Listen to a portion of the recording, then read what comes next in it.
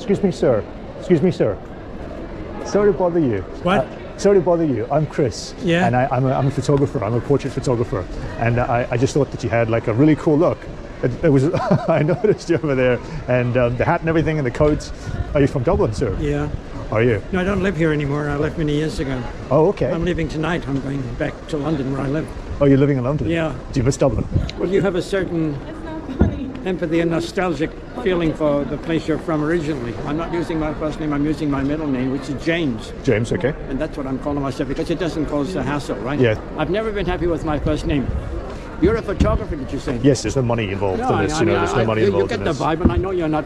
I'm not out to scam you or anything. Yes, I know that, and I should take that as a compliment. I look at myself in the this morning, and I'm not happy with what I'm looking at. I've always had a sense of appearance, right? Since I was a young boy. When you're not rich, I mean, if I was rich, I've always had what I would regard as impeccable taste. But now, here I am. Not rich, and yet I still make a slight effort. It's like if you haven't got money, you know what I'm saying? I should have money off my own bat, because of my background and all the possibilities. I should be like a top lawyer or theoretically that was within my grasp, right? Mm-hmm. To be a top professional and to be pretty wealthy in that respect. Yes. I missed that train. Have you ever been married? Do you have a family? I mentioned that before. What was your name? I'm Chris. I regard myself, Chris, as the greatest failure that ever walked the planet Earth. Why? Because I am. Because I didn't achieve the very basics. I'm the could have been man. I call myself the could have been man. I could have been, right? I'm the could have been man, but I ended up with nothing. I didn't even get a wife. And I tried from the age of 13. And the girl I was looking at the other geezer. What is the most important lesson you think you've learned over the course of your life? Never wanted to put anybody down or bully, I have no tolerance for bullies or put somebody down or make fun of somebody. If I could turn the clock back, I wouldn't hesitate to tell people exactly how I feel, which I didn't want to do then. I didn't want to hurt anybody, right? Yeah. Just bought a neckerchief. You want to put on your neckerchief if you want? There's 9 million people in London, and I don't have a single friend. And I'm not saying that like I'm crying. That is the reality. I lived overseas in the Americas, North America and South America. Mm-hmm. And when I came back, they had all kind of disappeared. And I've been alone for the last 22 years. When I was quite young, I didn't need any friends. I'm chasing girls, and I didn't want another guy. I had the dawn to be able to shut up and all those stuff.